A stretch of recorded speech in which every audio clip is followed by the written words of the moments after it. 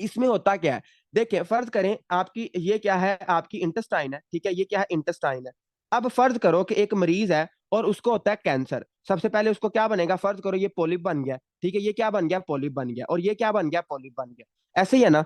अब फर्ज करो यहाँ पे उसको पोलिप बना, पोलिप के बाद उसको एडिनोमा हुआ, एडिनोमा के बाद उसको कार्सिनोमा हो गया। अब यहाँ पे क्या हुआ, उसको पोलिप बना, मतलब के क्या, कि यहाँ पे उसको जब पोलिप बना, ठीक है, यहाँ पे उसको पोलिप बना, तो यहाँ पे क्या हो जाएगी, यहाँ पे जो आपकी इंटेस्टाइन है वो तंग हो जाएगी, जो इंटेस्टाइन है वो क्या हो जाएगी, तंग हो जाएगी, और यहाँ पे क्या हो जाएगी, obstruction सी हो जाएगी। जाहिर बात है, जब इंटेस्टाइन है वो कैंसर की वजह से या क्या हो जाएगी, तंग हो जाएगी। अब जब आप मरीज को क्या क्या कराओगे, आप उसको रेडियो एक्टिव मटेरियल स्वेलो कराओगे, मतलब हम उसमें क्या करेंगे, बेरियम अनीमा, ठीक है, बेरियम अनीमा।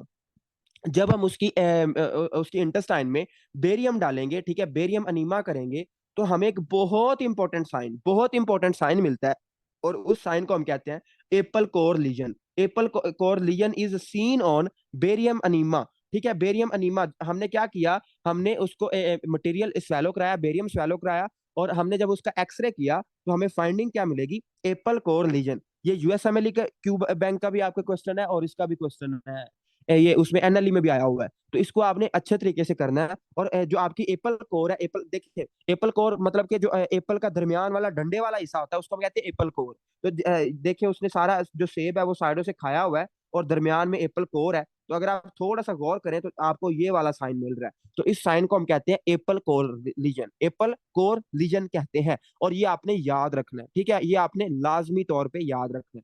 ठीक हो गया। ओके जी। अब जरा मुझे शाबाश बताएं कि कोलोरेक्टल कार्सिनोमा में कोई मसला तो नहीं रह गया। मैं फिर पूछ रहा हूँ, ये बड़ा स्टूडेंट को तंग करता होता है, लेकिन इसमें आपने कंफ्यूज नहीं होना, बिल्कुल सिंपल सा है। इसको आपने सीक्वेंस के साथ करना है, बुक ने आगे पीछे करके लिखा हुआ है। चलें जी, डॉक्टर सकलैन पूछ रहे हैं जी, एक दफा ये पॉइंट रिपीट कर दें। देखिए मैंने ये आपको कहा, जो बेरियम है ना, बेरियम बेरियम एक रेडियो एक्टिव मटेरियल है। आप उसको अनीमा उसका कर देते हो, आप उसके इंटेस्टाइन में उसको भर देते हो। अब जब आप उसका एक्सरे कराओगे तो आपको जो उसकी इंटेस्टाइन है वो आपको वाइट नजर आएगी, ठीक है, वो आपको क्या नजर आएगी, वाइट नजर आएगी। और इसमें होता क्या है, इसमें यहाँ पे कैंसर बना होता है, और यहाँ पे क्या हुई होती है, obstruction सी, मतलब आपका जो कैंसर वाला एरिया होगा वो तंग सा हुआ होगा। तो जाहिर बात है उसमें कम बेरियम जाएगा। जब उसमें कम बेरियम जाएगा तो क्या होगा, इस तरह की लीजन को हम कहते हैं एप्पल कोर लीजन। मतलब जो सेब की शक्ल है वो हमें इसमें लीजन मिलेगी। ये आपने सिर्फ रट्टा ही मारना है इसको, ठीक है। एप्पल कोर लीजन जो खाया हुआ जो सेब होता है उसकी शक्ल की हमें इसमें क्या मिलेगी, फाइंडिंग मिलेगी, और इसको हम कहते हैं एप्पल कोर लीजन कहते हैं। डॉक्टर अलीज अहमद पूछ रहे हैं जी कि सर एप्पल कोर सिर्फ कोलोरेक्टल कार्सिनोमा में मिलेगा? नहीं नहीं नहीं, सिर्फ आपको इसमें मिलेगा, कोलोरेक्टल कार्सिनोमा में मिलेगा, ये स्पेसिफिक इसी का है, ठीक है। बाकियों में हमें और फाइंडिंग्स मिलती हैं, ये सिर्फ आपको इसी में मिलेगा, स्पेसिफिक इसी का ही है, ठीक है। तो आई होप कि आपको मेरी बात समझ आ गई है। और अब जरा आप अपने फर्स्ट एड एक दफा बंद करें, और अब आप खोलें अपनी पैथोमा, ठीक है। आज से हम पैथोमा से पढ़ेंगे, और पैथोमा पे हम पढ़ेंगे लिवर की पैथोलॉजी, ठीक है। तो इसका जो पेज नंबर है, इसका पेज नंबर है 115, ठीक है। तो 115 पेज नंबर खोल लें, 115 पेज नंबर है उसका, अपना पैथोमा का, ठीक है। तो 115 पेज नंबर खोल लें, और आज हम पहला जो टॉपिक है बहुत आसान है और बड़ा इंपॉर्टेंट है, उसका नाम है एक्यूट पैंक्रेटाइटिस, ठीक है। एक्यूट पैंक्रेटाइटिस पढ़ते हैं। तो 115 पेज कहाँ गया, ये आ गया कोई, ये 115 नहीं है, एक मिनट, जो मेरे पास एडिशन था उसमें 115 ही था। ये तो माशाल्लाह इस पीडीएफ में वो पेज ही नहीं है, ठीक है। जो आपकी पीडीएफ है इसमें पेज ही नहीं है। चले खैर, पीडीएफ से छोड़े, मैं आप इसको कोई और पीडीएफ ढूंढूंगा। तो इसको हम पढ़ते हैं नोट्स पे, ठीक है। तो मैं आपको नोट्स पे करवाता हूँ, और आपकी बुक वाली सारी बातें होंगी, लेकिन कुछ बातें एक्स्ट्रा होंगी, तो इसको आपने ध्यान से कर लेना है। जिसके पास रॉबिन्स है वो माशाल्लाह बड़े पढ़ने वाले स्टूडेंट हैं, तो वो अपनी पैथोमा भी एक ले लें, ठीक है। पैथोमा ज्यादा अच्छी बुक है। रॉबिन्स मुझे पता है, बड़ा बंदे को ना, जब बंदा सेकंड ईयर में होता है ना, तो बंदे को ये लगता है कि यार मेरी चीजें तो बहुत ज्यादा मिस हो जाएंगी और मैं तो बहुत पीछे रह जाऊंगा, तो मैं तो रॉबिन्स ही पढ़ूंगा, ठीक है। तो फिर लेकिन अकल बंदे को थर्ड ईयर में जाके आती है कि यार ये मैंने क्या किया है। तो रॉबिन्स को छोड़े और आप पैथोमा ले लें, ठीक है। रॉबिन्स का कोई खास फायदा नहीं है। अच्छा, हम पढ़ते हैं एक्यूट पैंक्रेटाइटिस, ठीक है। एक्यूट पैंक्रेटाइटिस, ये आप पैथोमा का पेज नंबर है, ठीक है। पैथोमा का पेज नंबर है 115, जो मेरे पास एडिशन था। और पीडीएफ में माशाल्लाह उसमें पेज ही नहीं है, तो इसको हम पढ़ते हैं नोट्स पे। तो आपकी बुक वाली सारी बातें मैं आपको बताऊंगा, लेकिन थोड़ा सा स्पीड से पढ़ते हैं क्योंकि आसान है बिल्कुल।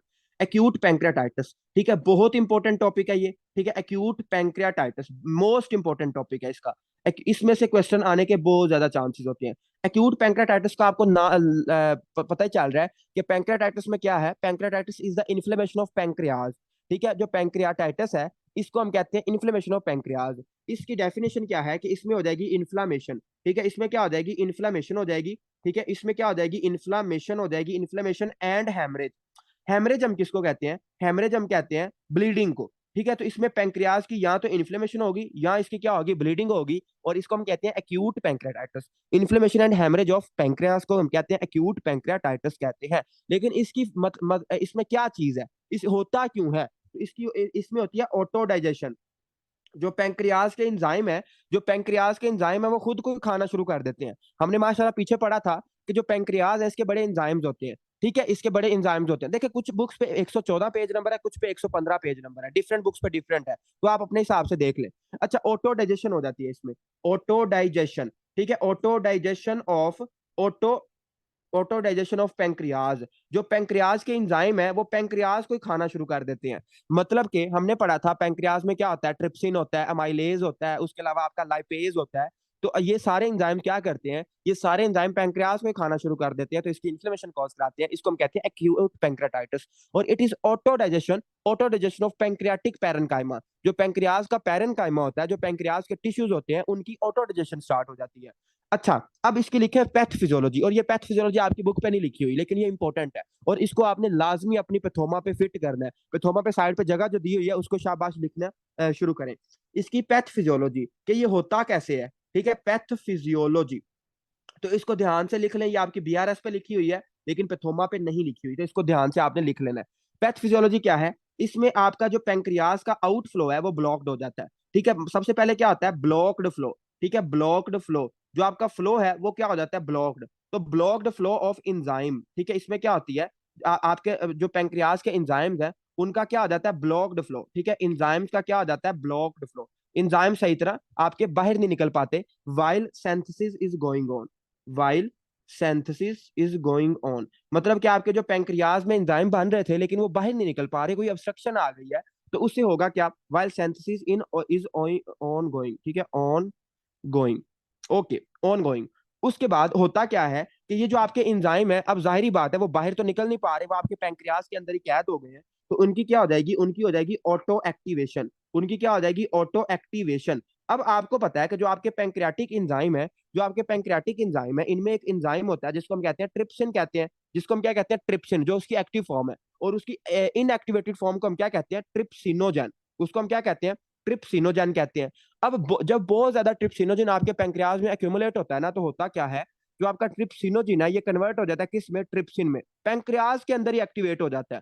और आपको पता है कि जो आपका ट्रिप्सिन है इसने क्या करना होता है, इसने ब्रेक करना होता है, किसको ब्रेक करना होता है, ब्रेक प्रोटीन। ये आपका जो ट्रिप्सिन है इसने क्या करना होता है, प्रोटीन को तोड़ना होता है। तो जो ट्रिप्सिन है ये क्या करेगा, चूंकि ये प्रोटीन को तोड़ता है तो ये पैंक्रियाज को तोड़ना शुरू कर देगा। तो जब पैंक्रियाज को तोड़ना शुरू करेगा तो क्या हो जाएगा, एक्यूट पैंक्रियाटाइटिस। तो इस तरह आपका एक्यूट पैंक्रियाटाइटिस होता है। दोबारा सुन लें, जब भी आपका पैंक्रियाज का जो पैंक्रियाटिक डक्ट का जो फ्लो है वो बंद हो गया है, या आपको कोई ट्यूमर हो गया है या कोई और मसला हो गया है, तो उससे क्या होगा, जो आपके एंजाइम्स हैं वो आपके पैंक्रियाज के अंदर ही क्या हो जाएंगे, एक्टिवेट हो जाएंगे। जो ट्रिप्सिन होगा वो आपके पैंक्रियाज को तबाह बर्बाद कर देगा, तो क्या होगा, आपको क्या हो जाएगा, पैंक्रियाटाइटिस हो जाएगा, आपको क्या हो जाएगा, पैंक्रियाटाइटिस हो जाएगा। तो ये आपने याद रखना है। उसके बाद इसका जो दूसरा मैकेनिज्म है, ठीक है, दूसरा मैकेनिज्म, ये आपकी बुक पे ये भी नहीं लिखा हुआ लेकिन इसका ये बात कॉजेज में लिखी हुई है, तो इसको भी आप लाजमी लिख लें। Hyper calcaemia. जब आपको होता है हाइपर कैल्सीमिया, आपकी बॉडी में कैल्शियम हो जाता है ज्यादा, ठीक है, जब भी आपकी बॉडी में कैल्शियम होता है ज्यादा। अब हमने पढ़ा था, हमने कैल्सिफिकेशन पढ़ी थी, और मैंने बताया था कि जब भी आपकी बॉडी में कैल्सिफिकेशन ज्यादा होती है तो जो आपके टिश्यूज हैं उनमें कैल्शियम डिपॉजिट होना शुरू हो जाता है, ठीक है। तो अगर कैल्शियम ज्यादा हुआ तो क्या होगा, पैंक्रियाज में कैल्शियम डिपॉजिट हो जाएगा, कैल्शियम डिपॉजिट इन डक्ट्स, ठीक है। जो पैंक्रियाज की डक्ट है, एक तो कैल्शियम उसमें डिपॉजिट हो जाएगा, या फिर जो कैल्शियम है ये क्या कर सकता है, ये एक्टिवेट कर सकता है, ठीक है, ये क्या कर सकता है, एक्टिवेट कर सकता है, मे एक्टिवेट, लाजमी नहीं है, मतलब चांसेस है। इट मे जो कैल्शियम में एक्टिवेट ट्रिप्सिनोजिन, ये आपके ट्रिप्सिनोजिन को एक्टिवेट कर सकता है। और आपको पता है कि जब ट्रिप्सिनोजिन एक्टिवेट होगा तो क्या होगा, प्रोटीन डिजेस्ट होना शुरू हो जाएगी और आपको पैंक्रियाटाइटिस हो जाएगा। तो ये आपने लाजमी इसको करना है। ये आपकी बुक पे नहीं लिखा हुआ, उसमें उस पे लिखा हुआ है, बीआरएस पे लिखा हुआ है, और एक जगह से मैंने और उठाया है, तो आपने ये याद रखना है। जब भी पैंक्रियाज में ऑब्स्ट्रक्शन होगी तो जो पैंक्रियाटिक एंजाइम्स है वो पैंक्रियाज को ही तबाह बर्बाद कर देंगे, तो उससे क्या हो जाएगा, एक्यूट पैंक्रियाटाइटिस। या फिर अगर कोई मरीज है और उसको हो जाता है हाइपर कैल्सीमिया, उसमें कैल्शियम ज्यादा होगा, तो या तो कैल्शियम डिपॉजिट हो सकता है डक्ट्स में, या फिर जो आपका कैल्शियम है ये एक्टिवेट कर सकता है किसको, ट्रिप्सिनोजिन को, और जब ट्रिप्सिनोजिन एक्टिवेट होगा तो क्या होगा, आपका जो पैंक्रियाज है उसकी तबाही हो जाएगी, ठीक है, उसकी प्रोटीन क्या हो जाएंगी, डिजेस्ट हो जाएंगी। ओके। उसके बाद उसने लिखा हुआ है कि it result in लिक्विफेक्टिव necrosis, it result in लिक्विफेक्टिव necrosis. इसमें क्या होती है, आपको लिक्विफेक्टिव नेक्रोसिस होती है। अच्छा, जो नेक्रोसिस है, नेक्रोसिस की बहुत ज्यादा टाइप्स है, इसको ना हम पढ़ेंगे भी, ये जनरल पैथोलॉजी का टॉपिक है। नेक्रोसिस, नेक्रोसिस की काफी टाइप्स होती हैं, फैट नेक्रोसिस, लिक्विफेक्टिव नेक्रोसिस, उसके अलावा कोएगुलेटिव नेक्रोसिस। तो जो आपका लिक्विफेक्टिव नेक्रोसिस है, इसमें जो आपका नेक्रोटिक टिश्यू होगा वो लिक्विड फॉर्म में होगा। जो आपका नेक्रोटिक टिश्यू होगा, मतलब कि नेक्रोसिस हुई और वो लिक्विड फॉर्म में होगा, ठीक है, उसकी उसकी अपीयरेंस होगी और वो लिक्विड फॉर्म में होगा, तो इसको हम कहते हैं लिक्विफेक्टिव नेक्रोसिस। या फिर इसमें क्या हो सकता है, haemorrhagic necrosis of pancreas and fat necrosis. ये बड़ी अहम बात है। देखिए, अगर आपसे कोई बंदा पूछे ना कि यार बताएं लिक्विफेक्टिव नेक्रोसिस की क्या एग्जांपल है, तो आपने कहना है एक्यूट पैंक्रेटाइटिस। ये बड़ा इंपॉर्टेंट सवाल है ये, लिक्विफेक्टिव नेक्रोसिस की क्या एग्जांपल है, तो आपने कहना है एक्यूट पैंक्रेटाइटिस। फिर वही बंदा बाज नहीं आ रहा और वो आपसे पूछ रहा है कि यार बताएं फैट नेक्रोसिस की, ठीक है, फैट नेक्रोसिस की एग्जांपल बताएं, तो आपने क्या कहना है, आपने कहना है जो पैंक्रियाज के इर्द गिर्द फैट होती है उसकी जब नेक्रोसिस होती है तो उस नेक्रोसिस को हम कहते हैं फैट नेक्रोसिस, ठीक है, fat necrosis. Peri pancreatic, peri का मतलब होता है around, peri pancreatic fat, peri pancreatic fat, जो आपकी पेरी पैंक्रियाटिक फैट है इसकी अगर नेक्रोसिस हो जाए तो इसको हम कहते हैं फैट नेक्रोसिस। और आपकी देखें पैंक्रियाज के अंदर कौन सी नेक्रोसिस होगी, लिक्विफेक्टिव, पैंक्रियाज अंदर से लिक्विड हो जाएगा, ठीक है, उसके जो टिश्यू होंगे वो लिक्विड फॉर्म में हो जाएंगे। लेकिन जो आपके पैंक्रियाज के इर्द गिर्द टिश्यू होंगे उनकी कौन सी होगी, उनकी होगी फैट नेक्रोसिस। और आपने ये चीज याद रखनी है कि जो फैट नेक्रोसिस होता है इसमें हमें व्हाइट चाक की अपेयरेंस मिलती है, ठीक है, व्हाइट चाक की अपेयरेंस, ठीक है, व्हाइट चाक की अपेयरेंस क्यों मिलती है, क्योंकि इसमें हो जाती है स्पोनिफिकेशन, जो आपका कैल्शियम है वो फैट के साथ डिपॉजिट कर जाता है। जो कैल्शियम होता है, जब फैट की नेक्रोसिस होती है तो कैल्शियम उसके अंदर डिपॉजिट कर जाता है। और इस तरह की कैल्सिफिकेशन को हम क्या कहते हैं, जरा बताना मुझे, मैं भूल गया हूँ, मैंने आपको रिप्रोडक्टिव में बताया था। तो जो आपकी फैट, अगर फैट की नेक्रोसिस हो, फैट में कोई मसला है और उसमें कैल्शियम डिपॉजिट हो जाए, तो इस तरह की कैल्सिफिकेशन को हम क्या कहते हैं, बताएं जरा, शाबाश, डॉक्टर किधर और डॉक्टर फरहान ने बता दिया है, और बाकी माशाल्लाह सारे लावे भूल के बैठे हुए हैं, ठीक है, तो डॉक्टर समीना ने भी बता दिया। देखिए, इस तरह की कैल्सिफिकेशन को हम कहते हैं डिस्ट्रोफिक कैल्सिफिकेशन। इस तरह की अगर आपकी फैट की क्या हो नेक्रोसिस और उसमें कैल्शियम डिपॉजिट हो जाए तो इसको हम कहते हैं डिस्ट्रोफिक कैल्सिफिकेशन। और इसमें आपको क्या मिलती है, फैट नेक्रोसिस, और जो अपेयरेंस होगी वो आपको व्हाइट चाक की अपेयरेंस मिलेगी, ठीक है, ये आपकी पैथोमा की वर्डिंग है और इसको हम पढ़ेंगे जनरल पैथोलॉजी में, ठीक है, व्हाइट चाक की अपेयरेंस मिलती है। उसके बाद उसने लिखा हुआ है कि ये होता क्यों है, इसकी कॉजेज क्या क्या है, तो ये कॉजेज आपको फिंगर टिप्स पे आनी चाहिए, इसकी कॉजेज आपको फिंगर टिप्स पे आनी ही चाहिए, ठीक है, इसकी कॉजेज क्या क्या है। तो इसमें सबसे पहले आपने याद रखना है अल्कोहल, ये बड़े बंदे भूल जाते हैं। तो जो अल्कोहल है, अल्कोहल इज ये ना बड़ा खतरनाक होता है पैंक्रियाज के लिए, तो ये एक्यूट पैंक्रेटाइटिस कॉज कराता है। जो अल्कोहल है, अल्कोहल जो शराब है वो एक्यूट पैंक्रेटाइटिस कॉज कराती है। उसके बाद जो हमारे गाल स्टोन है, गाल स्टोन, अब आया ना ऊंट पहाड़ के नीचे, और अब मैं आपसे पूछता हूँ, ये बड़ा मजेदार एक क्वेश्चन है और मैंने आपको ये पढ़ाया भी था। मुझे जरा बताएं, गाल स्टोन कहाँ पे होगा, गाल स्टोन किस जगह में होगा तो उसको एक्यूट पैंक्रेटाइटिस होगा। जरा चेक करते हैं ना कि आपको पीछे से कितना आता है। जी डॉक्टर खिजर, एक्सीलेंट, शाबाश, बाकी भी जरा बताएं, जो गाल स्टोन कहाँ पे आपका होगा तो आपको एक्यूट पैंक्रेटाइटिस होगा। डॉक्टर अदनान थोड़ा सा आप आगे निकल गए, थोड़ा सा आगे निकल गए, थोड़ा सा पीछे आए। Doctor Kashif excellent, doctor Kashif सही बता रहे हैं। जी डॉक्टर निमरा और डॉक्टर बाकी भी जरा बता दें, बिश्कीक वाले कहाँ चले गए हैं वो भी जरा बताने की जहमत कर लें। जी डॉक्टर समन एक्सीलेंट। देखिए, मैंने आपको कहा था आपका जो एम्पुला ऑफ वाटर होता है, ठीक है, ampulla of water, ampulla of water की होती है, मतलब उसमें आपका बाइल भी आ रहा होता है और आपकी क्या आ रही होती है, आपकी वो पैंक्रेटिक जूस भी आ रहा होता है। एम्पुला ऑफ वाटर में अगर आपका स्टोन आ गया, अगर एम्पुला ऑफ वाटर में आपका स्टोन आ गया, गाल स्टोन, तो आपकी दोनों सप्लाइयां बंद हो जाएंगी, आपको एक्यूट पैंक्रेटाइटिस हो जाएगा। अगर एम्पुला ऑफ वेटर में आपका स्टोन फंस गया है आके, तो क्या होगा, आपको आपको क्या हो जाएगा, एक्यूट पैंक्रेटाइटिस। ये इसको लिख लें, ये हमने फर्स्ट एड में पढ़ा था और ये बड़ा इंपॉर्टेंट है एनाटॉमी के हवाले से, कि अगर एम्पुला ऑफ वेटर में आपका स्टोन आके फंस जाता है, तो आपको एक तो आपका जो बाइल है वो भी नहीं आएगा, और आपका पैंक्रियाटिक जूस भी ऑब्स्ट्रक्ट हो जाएगा। और जब पैंक्रियाटिक जूस ऑब्स्ट्रक्ट होगा, तो आपके जो एंजाइम है वो पैंक्रियाज के अंदर एक्टिवेट हो जाएंगे, और क्या होगा, आपको एक्यूट पैंक्रेटाइटिस हो जाएगा। ठीक हो गया। उसके बाद उसने लिखा हुआ है हाइपर कैल्सीमिया। ठीक है, हाइपर कैल्सीमिया। जो हाइपर कैल्सीमिया, अभी मैंने आपको बताया कि जो कैल्शियम है, कैल्शियम कैन एक्टिवेट ट्रिप्सिनोजिन। जो कैल्शियम होता है वो उसको एक्टिवेट कर सकता है ट्रिप्सिनोजिन को। या फिर ट्रॉमा, ठीक है, या फिर जो ट्रॉमा होता है, अगर आपके पैंक्रियाज को चोट लग गई है तो उसमें भी आपको एक्यूट पैंक्रेटाइटिस हो सकता है। या फिर हो सकता है हाइपरलिपिडीमिया। ठीक है, हाइपरलिपिडीमिया। और इसके रीजन का हमें नहीं पता कि जो हाइपरलिपिडीमिया है ये मतलब कैसे कैसे एक्यूट पैंक्रेटाइटिस कॉज कराता है। जो हाइपरलिपिडीमिया है ये कैसे एक्यूट पैंक्रेटाइटिस कॉज कराता है, इसकी रीजन का नहीं हमें पता। उसके बाद उसने लिखा हुआ है स्कॉर्पियन ड्रग्स। ठीक है, scorpion drug, scorpion Venom, scorpion Venom, या उसने लिखा हुआ है स्कॉर्पियन स्टिंग। अच्छा, ये स्कॉर्पियन का मुझे मतलब जरा बताना। किर्गिस्तान में आपको काफी ज्यादा पाकिस्तानियों की शक्ल में स्कॉर्पियंस मिलेंगे, तो बताएं जरा स्कॉर्पियन क्या है, स्कॉर्पियन का मतलब क्या होता है। जी डॉक्टर काशिफ, जो स्कॉर्पियन है, स्कॉर्पियन हम कहते हैं बिच्छू को। ठीक है जी डॉक्टर अदनान, आप सही कह रहे हैं, कॉन्ट्रैक्टर्स को हम कहते हैं स्कॉर्पियन। और आपको बड़े इधर किर्गिस्तान में जब सीजन आता है ना इनका, तो बड़े आपको स्कॉर्पियन मिलेंगे। तो जो बिच्छू होते हैं, बिच्छू अगर आपको काट लेगा तो आपको एक्यूट पैंक्रेटाइटिस हो सकता है। बिच्छू अगर आपको काट ले तो आपको क्या हो सकता है, एक्यूट पैंक्रेटाइटिस हो सकता है। उसके अलावा उसने लिखा हुआ है कुछ ऐसी ड्रग्स हैं जो कि एक्यूट पैंक्रेटाइटिस कॉज कराती हैं। ठीक है, ड्रग्स आपकी कॉज करा सकती हैं। उसके अलावा मम्प्स।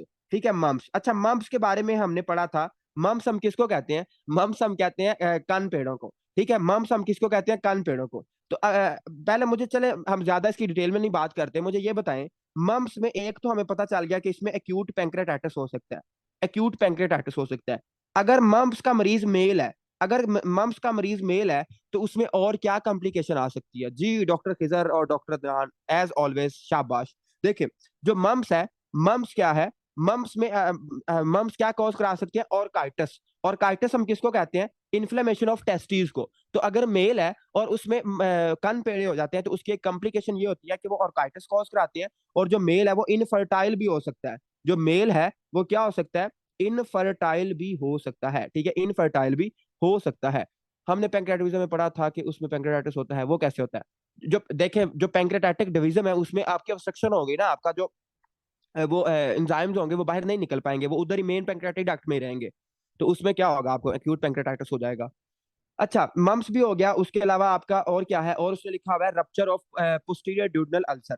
देखें, बल्कि आप मुझे पहले तो ये बताएं ना, कि अगर एक पेशेंट है और उसको पोस्टीरियर ड्यूडिनल अल्सर है, posterior duodenal ulcer, posterior duodenal ulcer उसका हो जाता है रप्चर, तो उसको हेमरेज हो रहा है, तो उसको उसकी कौन सी आर्टरी रप्चर होगी। जी डॉक्टर अदनान ने तो माशाल्लाह पहले ही बता दिया, और डॉक्टर निमरा और डॉक्टर काशिफ भी सही बता रहे हैं। देखिए, मैंने आपको बताया था कि जो ड्यूडिनम की, अगर जो पोस्टीरियर वाल होती है, जो ड्यूडिनम की पोस्टीरियर वाल होती है, अगर उसमें अल्सर हो जाए और वो अल्सर आपका पेनिट्रेट कर जाए और वो आपका रप्चर हो जाए, तो आपकी जो आर्टरी ब्लीड करेगी, that will be your gastroduodenal, that will be your gastroduodenal artery. ठीक है, गैस्ट्रोड्यूडिनल आर्टरी, ये एमसीक्यूज था। लेकिन जो आपका होता है ड्यूडिनल का अल्सर, अगर पोस्टीरियर ड्यूडिनल अल्सर हो, तो उससे आपका जो वो है पैंक्रियाज, उस पर भी इफेक्ट आ सकता है, और आपको एक्यूट पैंक्रेटाइटिस हो सकता है। आपको क्या हो सकता है, एक्यूट पैंक्रेटाइटिस हो सकता है। उसके बाद आप कहते हैं कि यार जो मरीज होगा, मरीज हमारे पास किस तरह आएगा, तो एक दफा ना हम इसको रिवाइज कर लेते हैं, ये बड़े इंपॉर्टेंट है इसके कॉजेज। सबसे पहले, वो मरीज जो शराबी है, ठीक है, वो मरीज जो शराबी है, उसमें एक्यूट पैंक्रेटाइटिस हो सकता है। गाल स्टोन, लेकिन गाल स्टोन कब कब एक्यूट पैंक्रेटाइटिस कॉज कराएगा, ऐसा गाल स्टोन जो कि एम्पुला ऑफ वेटर में आके फंस गया है, तब जाके वो क्या कॉज कराएगा, तब जाके वो एक्यूट पैंक्रेटाइटिस कॉज कराएगा। हाइपर कैल्सीमिया कॉज करा सकता है, ट्रॉमा, हाइपरलिपिडीमिया, और बिच्छू अगर आपको काट ले, तो बिच्छू के काटने की वजह से भी आपको एक्यूट पैंक्रेटाइटिस हो सकता है। उसके बाद अगर आपको कान पेड़े हो जाते हैं, मम्स है, तो आपको, अगर आप मेल हैं, तो आप, अगर आप मेल है तो आपको इनफर्टिलिटी हो सकती है। या फिर अगर आपको क्या हो सकता है, एक्यूट पैंक्रेटाइटिस हो सकता है। उसके बाद अगर आपको पोस्टीरियर वाल, ड्यूडनम की पोस्टीरियर वाल का ट्यूमर, वो है अल्सर है, और वो रप्चर होता है, तो उसके रप्चर होने से भी क्या हो सकता है, आपको उसके रप्चर होने से भी गैस्ट्रोड्यूडनल आर्टरी भी से हेमरेज हो सकता है और आपको एक्यूट पैंक्रेटाइटिस हो सकता है। उसके बाद आप कहते हैं कि यार इसमें जो मरीज होगा हमारे सामने किस तरह लाया जाएगा, तो जो मरीज होगा उसको एपीगैस्ट्रिक पेन होगी, उसको क्या होगी, एपीगैस्ट्रिक पेन, ठीक है, एपीगैस्ट्रिक पेन। उसको जो एपीगैस्ट्रिक रीजन है वहां यहाँ करके उसको पेन होगी। और वो रेडिएट करेगी, ये बहुत इंपॉर्टेंट बात है, वो रेडिएट करेगी, रेडिएट टू बैक, ठीक है, रेडिएट टू बैक। अच्छा मुझे जरा पहले तो ये बताए ना कि जो हमारा गाल ब्लैडर की पेन थी, जो गाल ब्लैडर की पेन थी वो रेडिएट कहाँ पे करती है, जो पित्ते की दर्द होती है वो रेडिएट किस तरफ करती है मोस्टली, नहीं पता। चले इसको छोड़े, मैं आपको एक और बताता हूँ, चले मैं आपको एक और बताता हूँ। ये सारे जो शोल्डर शोल्डर कह रहे हैं ना, पहले सवाल तो सुन ले। अगर आपका जो डायफ्राम है, डायफ्राम के नीचे एयर जमा हो गई है, ठीक है, डायफ्राम के नीचे एयर जमा हो गई है, न्यूमो पेरिटोनियम है, तो आपको पेन कहाँ पे होगी? अगर आपके डायफ्राम के नीचे जमा हो गई है, फ्लैंक पेन होगी। फिर सोच लें, फ्लैंक पेन होगी, लेकिन जो पेन होगी वो रेडिएट किस तरफ करेगी? जी डॉक्टर फरहान और डॉक्टर अदनान और डॉक्टर नादिया, शाबाश, एक्सीलेंट। अगर हमारे डायफ्राम के नीचे नीचे एयर हो तो हमें जो पेन होती है वो हमारे उसके कंधे की तरफ जाती है, शोल्डर की तरफ रेडिएट करती है। और अगर हमें पित्ते की दर्द हो या पैंक्रेटाइटिस की दर्द हो तो हमें एपिगैस्ट्रिक पेन होती है और वो बैक रेडिएट करती है, ठीक है, वो पीछे की तरफ रेडिएट करती है, शोल्डर शोल्डर लगाया हुआ था, ठीक है, तो ये बैक रेडिएट करती है। और इसमें क्या होगी, इसमें एपिगैस्ट्रिक पेन होगी लेकिन they will radiate to back, ठीक है, ये पीछे रेडिएट करेगी और इसको हम कहते हैं रेफर्ड पेन। और इसमें क्या होगा, इसमें बहुत इंपॉर्टेंट आपको दो साइंस मिलेंगे और ये आपकी बुक पे नहीं लिखा हुआ, आपकी बुक पे आधी इंफॉर्मेशन लिखी हुई है, और जो आधा सच होता है वो मुकम्मल झूठ से खतरनाक होता है। तो आपने याद रखना है, आपने याद रखना है कि जो आपकी आपका एक साइन होता है जिसको हम कहते हैं पेरी अम्बलाइकल, ठीक है, पेरी अम्बलाइकल हेमरेज, ठीक है, peri umbilical haemorrhage.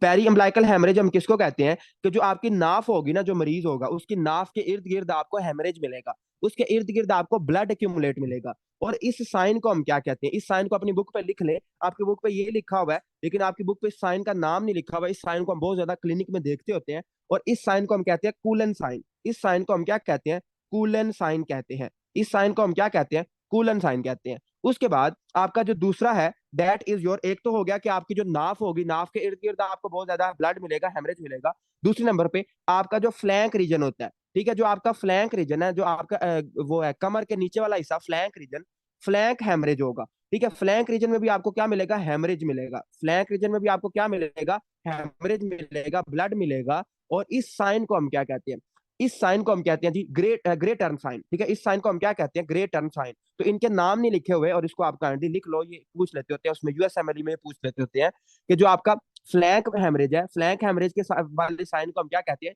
Grey turn sign. और जो आपका पेरी अम्बलाइकल हेमरेज है, इस साइन को हम क्या कहते हैं, इस साइन को हम कहते हैं कूलन साइन, इस साइन को हम क्या कहते हैं, कूलन साइन। तो जो आपका एक्यूट पैंक्रेटाइटिस का मरीज होगा इसमें आपको कूलन साइन भी पॉजिटिव मिलेगा और आपको ग्रे टर्न साइन भी पॉजिटिव मिलेगा।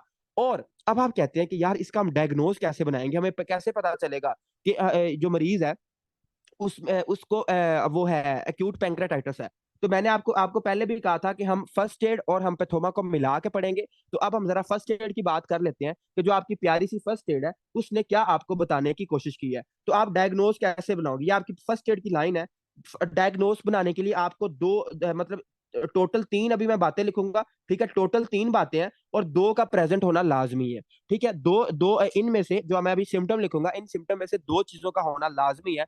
फिर आप कह सकते हो कि यार इसको एक्यूट पैंक्रेटाइटिस, ये फर्स्ट एड से है, ठीक है, पैथोमा पर नहीं लिखा हुआ। तो इसमें क्या आता है, इसमें सबसे पहले अगर मरीज को क्या है, एपीगैस्ट्रिक पेन है, ठीक है, पहली बात, अगर मरीज को क्या है, एपीगैस्ट्रिक पेन है, एपीगैस्ट्रिक पेन, पहली बात। दूसरी बात, उसको क्या है, उसका जब हमने ब्लड टेस्ट किया, उसका जब हमने ब्लड टेस्ट किया और ब्लड में हमें जो अमाइलेज है, आपको पता है पैंक्रियाज हमारा क्या बनाता है, अमाइलेज बनाता है। तो अगर आपको अमाइलेज मिलेगा मोर देन 3, ठीक है, अगर आपको नॉर्मल से 3 गुना ज्यादा मिलता है, ठीक है, अगर आपको नॉर्मल से 3 गुना ज्यादा आपका माइलेज मिलता है, अगर आपको नॉर्मल से 3 गुना ज्यादा माइलेज मिलता है तो आपका मरीज किसका है, एक्यूट पैंक्रेटाइटिस का।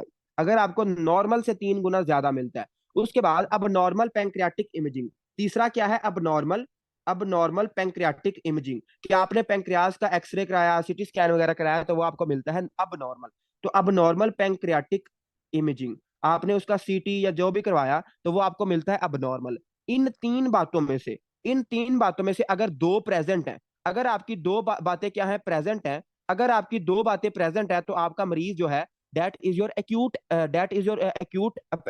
पैंक्रेटाइटिस। जो मरीज है उसका डायग्नोस कंफर्म हो जाएगा कि उसको क्या है, एक्यूट पैंक्रेटाइटिस। इन तीन बातों में से दो बातों का होना लाजमी है। उसके अलावा फर्स्ट एड ने एक और इंजाइम का नाम भी लिखा हुआ है, अमाइलेज के अलावा लाइपेज। और जो लाइपेज होता है ये मोर स्पेसिफिक होता है। ठीक है, तो अगर अमाइलेज या लाइपेज अगर 3 गुना ज्यादा है आपका नॉर्मल से, तो आपने कहना है कि इसको क्या है, एक्यूट पैंक्रेटाइटिस है। इसको क्या है, एक्यूट पैंक्रेटाइटिस है। तो इसको आपने ध्यान से कर लेना काइंडली, इसको इसमें कोई कंफ्यूज होने वाली बातें नहीं है। बाकी इसमें और क्या है, अच्छा इसमें ये तो हो गया। उसके बाद उसने लिखा हुआ है कि इसमें आपका एलिवेटेड सीरम लाइपेज हो जाता है। पथोमा वाले ने ये लिखा हुआ है कि इसमें जो सीरम लाइपेज और अमाइलेज है वो ज्यादा हो जाते हैं और हाइपोकैलेसीमिया हो जाता है। हाइपोकैलेसीमिया क्यों होता है, आपकी बुक ने लिखा हुआ है कि इसमें हाइपोकैलेसीमिया क्यों होता है, कि जो आपका कैल्शियम है वो उसकी क्या हो जाती है, स्पोनिफिकेशन। स्पोनिफिकेशन हम किसको कहते हैं, कि जो आपकी फैट होती है, फैट के साथ आपका कैल्शियम क्या हो जाता है, अटैच हो जाता है। इस प्रोसेस को हम कहते हैं स्पोनिफिकेशन। तो स्पोनिफिकेशन की वजह से जो आपका कैल्शियम है वो क्या हो जाता है, वो आपका कम हो जाता है। तो अगर कोई जो हाइपर कैल्सियमिया तो उसको एक्यूट पैंक्रेटाइटिस हो सकता है, और अगर उसको हाइपोकैल्सियमिया तो उसको एक्यूट पैंक्रेटाइटिस हो चुका है। ठीक है, तो ये आपने डिफरेंस नोट कर लेना है। उसके बाद आता है जी इसकी कॉम्प्लिकेशंस, कि अगर एक मरीज है और वो बहुत ज्यादा ढीठ है, तो उसकी ढिठाई की वजह से अगर वो उसको ठीक ही नहीं करता, तो हमें एक्यूट पैंक्रेटाइटिस की क्या क्या कॉम्प्लिकेशंस मिल सकती हैं। सबसे पहले उसने लिखा हुआ है शॉक। ठीक है, जो मरीज है वो शॉक में जा सकता है। शॉक में कैसे जा सकता है, due to peri pancreatic haemorrhage. उसमें क्या उसने लिखा हुआ है कि due to peri pancreatic haemorrhage, मतलब उसमें क्या हो सकता है, पेरी पैंक्रियाटिक हेमरेज का मतलब ये है, पेरी पैंक्रियाटिक। पेरी पैंक्रियाटिक का मतलब होता है कि अराउंड पैंक्रियाज। जो पैंक्रियाज के इर्द गिर्द, जाहिर बात है उसके जो इंजाइम्स है वो एक्टिवेट हो चुके हैं, तो उसको क्या हो सकता है, उसको अल्लाह भला करे हेमरेज हो सकता है। उसको क्या हो सकता है, हेमरेज हो सकता है, या फिर फ्लूइड स्क्वेस्ट्रेशन। ठीक है, फ्लूइड स्क्वेस्ट्रेशन। ठीक है, फ्लूइड स्क्वेस्ट्रेशन की वजह से या फिर उसको हेमरेज की वजह से उसको क्या हो सकता है, वो मरीज शॉक में जा सकता है। मरीज उसका शॉक में जा सकता है। तो इसको ये शॉक उसकी सबसे पहले है। उसके बाद जो इसमें समझने वाली बात है वो ये है, पैंक्रियाटिक पैंक्रियाटिक सूडोसिस्ट। पैंक्रियाटिक सूडोसिस्ट, इसको बल्कि मैं आपको बताता हूं कि इसको हम सूडो क्यों कह रहे हैं। ठीक है, इसमें आपको मिलेंगे सिस्ट। अब सिस्ट किसको कहते हैं, सिस्ट हम कहते हैं फ्लूइड फिल्ड पॉकेट को। कि आपकी एक पॉकेट है और उसमें फ्लूइड है, उसको हम कहते हैं सिस्ट। तो इसमें आपको सूडोसिस्ट मिलेंगे। अब आप कहते हैं कि यार इसमें हमें फ्लूइड फील्ड पॉकेट्स तो मिल रही हैं, लेकिन हम इसको सूडोसिस्ट क्यों कह रहे हैं, तो इसका आंसर आएगा बाद में, फिलहाल इसको देख ले। उसने लिखा हुआ है कि it is formed by fibrous tissue surrounding लिक्विफेक्टिव necrosis. मतलब कि क्या होगा कि आपका ये क्या होंगे, इर्द गिर्द क्या होंगे, फिब्रस टिश्यू। इर्द गिर्द क्या होंगे, आपके फिब्रस टिश्यू होगा। और उसके इर्द गिर्द उसके अंदर क्या होगा, आपका लिक्विफेक्टिव। ठीक है, आपका लिक्विफेक्टिव नेक्रोसिस का मटेरियल होगा। लिक्विफेक्टिव नेक्रोसिस का उसका अंदर मटेरियल होगा। और इर्द गिर्द क्या होगा, उसका फिब्रस टिश्यूज होंगे। और इसको हम कहते हैं सूडोसिस्ट। अब आप सारे माशाल्लाह बड़े सियाने हैं, और आप कहते हैं कि यार हम इसको, ये तो है सिस्ट है, इसको हम सूडोसिस्ट क्यों कह रहे हैं। देखें, जो सिस्ट होता है, cyst is usually surrounded by, इसको मतलब जो सिस्ट होता है it is surrounded by epithelium. ठीक है, जो सिस्ट होता है ये आमतौर पे एपिथेलियम इसको सराउंड कर रहा होता है।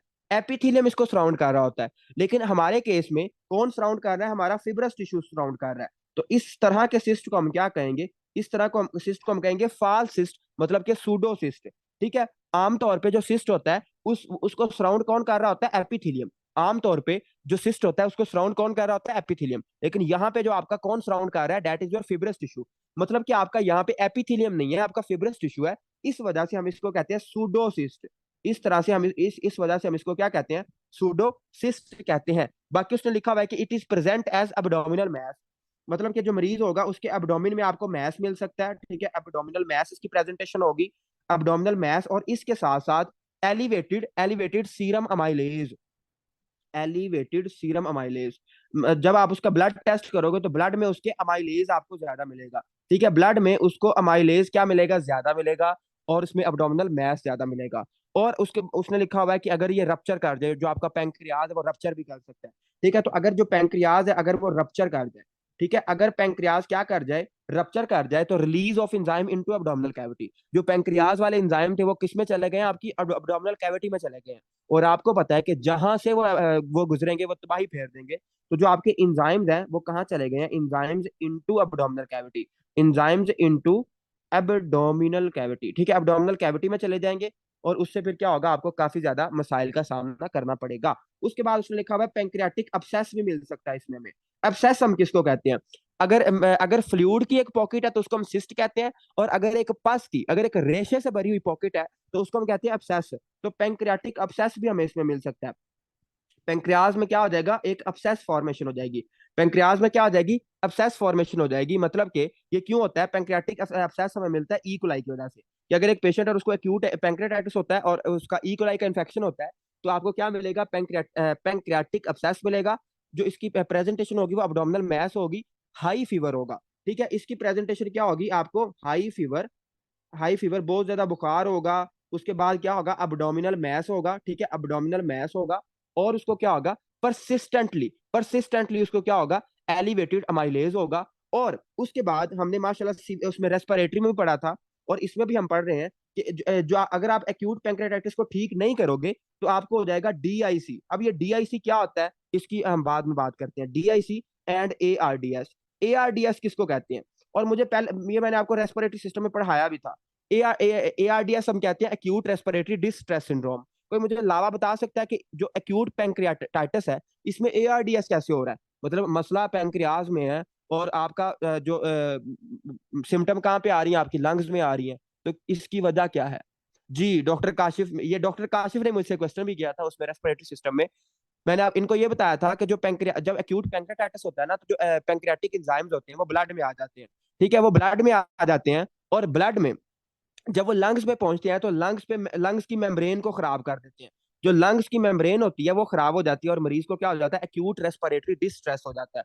क्योंकि इसमें ट्रिप्सिन होता है, बाकी सारी चीजें होती है, तो वो आपकी प्रोटीन डाइजेस्टिंग एंजाइम्स है। तो जो पैंक्रियाटिक एंजाइम्स है ये ब्लड के रास्ते आपके लंग्स तक पहुंच जाते हैं, और वहां पे क्या कर देते हैं, वहां पे तबाही फेर देते हैं और आपको एआरडीएस कॉज करा देते हैं। और दूसरे नंबर पे डीआईसी। डीआईसी हम कहते हैं डिसएमिनेटेड इंट्रावस्कुलर कोagulation।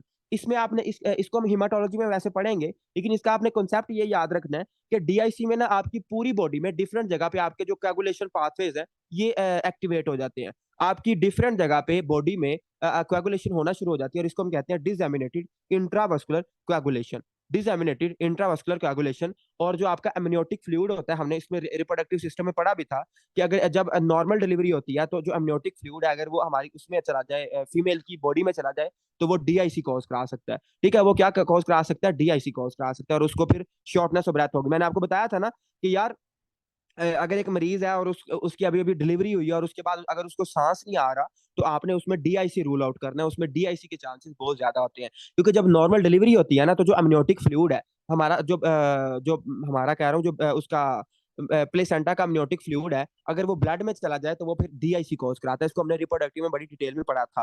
ठीक है, तो अगर कोई मरीज है और उसकी नॉर्मल डिलीवरी हुई है या उसका कोई सी सेक्शन हुआ है, और उसमें अगर उसमें शॉर्टनेस ऑफ ब्रेथ है, तो उसमें पल्मनरी एम्बोलिज्म है। और पल्मनरी एम्बोलिज्म क्यों है, it is due to DIC. इसको हमने पढ़ा था। ओके, अब आप कहते हैं कि यार अच्छा हमें ये एक्यूट पैंक्रेटाइटिस की समझ तो आ गई है, लेकिन इसका ट्रीटमेंट हम कैसे करेंगे? जो एक्यूट पैंक्रेटाइटिस है इसका ट्रीटमेंट हम कैसे करेंगे? अच्छा, दो क्वेश्चन है, मैं इसको बाद में देखता हूँ, पहले ये सुन ले। इसका ट्रीटमेंट कैसे करेंगे? तो जो एक्यूट पैंक्रेटाइटिस का मरीज है ना, इसको आपने कुछ नहीं देना। इसको आपने इसका एक ना हम टर्म यूज करते हैं, नील पर ओस। ठीक है, नील पर ओस। नील पर ओस का मतलब क्या होता है? नील पर ओस एक लाइन है, और ये लतीनी जुबान का लफ्ज है। ठीक है, इट इज लैटिन फ्रेज, ये एक लैटिन फ्रेज है, और इसका मतलब होता है नथिंग पर ओरल। ठीक है, नथिंग बाय ओरल। आपने जो भी मरीज को खाना देना है वो उसके मुंह से नहीं देना। ठीक है, नथिंग बाय ओरल, आपने ओरली उसको कुछ नहीं देना। आपने जो भी उसको चीज देनी है वो आईवी देनी है। ठीक है, आप इसमें आईवी फ्लूइड दोगे। आप इसमें इसमें रूल होता है, एक्यूट पैंक्रेटाइटिस के मरीज को आपने कुछ भी नहीं देना, ओरली कुछ नहीं देना। अगर आप ओरली दोगे तो आप उसकी डिजीज को और स्वेयर कर दोगे। तो आपने इसमें कोई फूड नहीं देना। ठीक है, नो फूड। ठीक है, नो नो फूड या लिक्विड, आपने कोई भी फूड या लिक्विड ओरली नहीं देना। फिर आपने कैसे देना है, आपने उसको आईवी फ्लूइड लगाने हैं। ठीक है, आपने उसको इंट्राविनस फ्लूइड्स लगाने हैं टू मेंटेन बीपी। ठीक है, उसके बीपी को मेंटेन करने के लिए आपने उसमें क्या करने हैं, आईवी फ्लूइड लगाने हैं। ठीक है, आईवी फ्लूइड। यार ये लिख क्यों नहीं रही? ठीक है, तो इस आपने उसमें क्या करना है, आईवी फ्लूइड लगाने हैं, मेंटेन बीपी। मेंटेन बीपी को मेंटेन करने के लिए आपने उसमें आईवी फ्लूइड लगाने हैं, और उसमें आपने क्या करना है, पेन कंट्रोल करना है। ओके जी, अब मैं आता हूँ क्वेश्चन की तरफ। सबसे पहले क्वेश्चन है जी कि सर स्टियोटोरिया नहीं होगा या फैट सोल्यूबल विटामिन लॉस नहीं होंगे?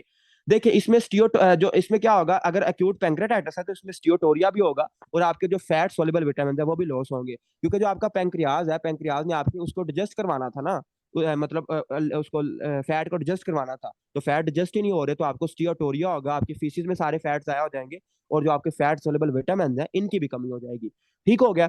उसके बाद सर पैंक्रेटाइटिस से डायबिटीज जी, पैंक्रेटाइटिस से डायबिटिक हो सकता है, मैंने आपको ये बताया भी था, मैंने आपको ये बताया था कि अगर एक पेशेंट है और उसकी हम कर देते हैं पैंक्रेक्टेक्टमी, अगर हम उसका पैंक्रियाज ही उड़ा देते हैं तो उसको डायबिटीज क्यों होगी, सॉरी, अगर हम उसकी स्प्लीनेक्टमी करते हैं, अगर एक मरीज है और उसका हम स्प्लीन उड़ाते हैं तो उसमें डायबिटीज कैसे हो जाती है। तो मैंने आपको इसका आंसर ये बताया था कि जो पैंक्रियाज की टेल होती है ना, टेल टेल में बहुत ज्यादा आपके वो होते हैं, इंसुलिन प्रोड्यूसिंग सेल्स होते हैं, आइसलेट ऑफ लैंगरहैंस बहुत ज्यादा टेल में होते हैं, तो जब आप स्प्लीन को उड़ाओगे आप टेल को भी साथ ही उड़ा दोगे, तो उस वजह से उसको डायबिटीज हो सकती है। अच्छा, मेरा आप सबसे एक सवाल है कि एक मरीज है, ठीक है, एक मरीज है और उसको है एक्यूट पैंक्रियाटाइटिस, एक मरीज है और उसको है एक्यूट पैंक्रियाटाइटिस है, तो इसमें कौन सा टेस्ट नॉर्मल होगा, इसमें कौन सा टेस्ट नॉर्मल होगा जी, जरा आपका रिवाइज तो हो जाए ना पीछे से भी, बताएं, एक्यूट पैंक्रियाटाइटिस का मरीज है और इसमें कौन सा टेस्ट आपका नॉर्मल होगा। तो डॉक्टर ने मेरा एक्सीलेंट, शाबाश, ये ऑक्सीलेज नहीं है, इट इज डी जाइलोज, ठीक है, जो डी जाइलोज टेस्ट होगा आपका इसमें नॉर्मल होगा। और ये यूएसएमएलई का सवाल भी है कि अगर हम किसी बंदे का पैंक्रेटेक्टमी कर दें, हम पैंक्रियाज को उड़ा दें, तो क्या होगा, उसमें डी जाइलोज टेस्ट फिर भी क्या होगा, नॉर्मल होगा। तो एक दफा मैं रिकॉर्डिंग एंड करता हूँ, फिर और फिर मैंने आपसे ना एक बात करनी है और वो हम बात करते हैं। ठीक है, तो अच्छा, रिकॉर्डिंग हमारी एंड हो गई है, मैं आप इसको ग्रुप से भी आप